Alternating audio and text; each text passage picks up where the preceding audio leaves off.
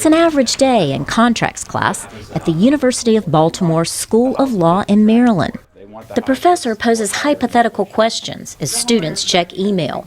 But Rajiv Sritharan is not distracted. He's on a mission to bring what he calls justice to the Tamils of Sri Lanka through the legal systems of the West. When we look at the history of transitional justice from Nuremberg to Darfur, it's only a selected number of people who have actually gotten justice and been given the opportunity for their suffering to be written in history. In 2009, Sritharan and colleagues from the international diaspora group Tamils Against Genocide compiled a document accusing former Sri Lankan Army General Sarath Fonseca and current Defense Minister Gotabaya Rajapaksa of genocide against minority Tamils during that country's long-running civil war. Gotabaya Rajapaksa is the brother of Sri Lankan President Mahinda Rajapaksa. The United Nations estimates 7,000 civilians died during the final phase of the war, which ended in 2009. Both the Sri Lankan army and the Tamil rebels have been accused of abuses.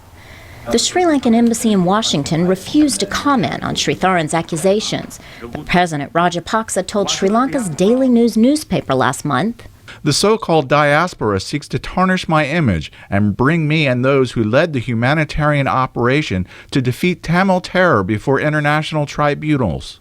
Mr. Rajapaksa invited Tamil expatriates to return to Sri Lanka to witness the actual situation there.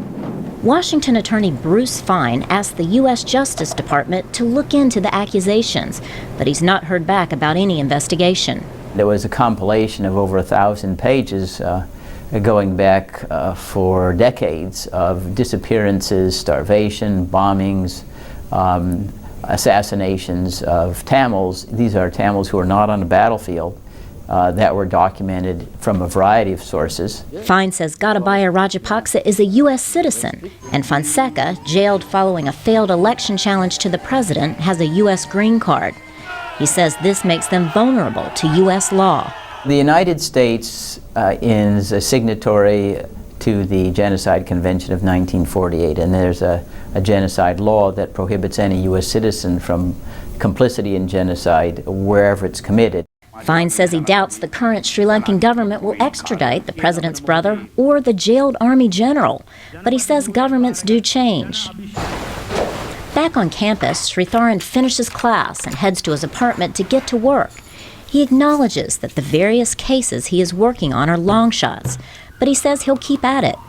He describes how today's instant communication makes it all possible. The spread of media, internet, Facebook, all of these things, you can basically empower the victim community to engage with the court directly. Sritharan left an investment banking career on Wall Street to pursue justice issues. He's in a hurry. He has muscular dystrophy, and over time he will lose strength and mobility. His life, he says, could be short. When the doctor starts telling you you're going to get weaker every year, then you want to make every day count. Tamil rebels fought the Sri Lankan government for 25 years. They're accused of many atrocities themselves, but bringing them to justice, says Sritharan, is someone else's fight. Laurel Bowman, VOA News, Washington.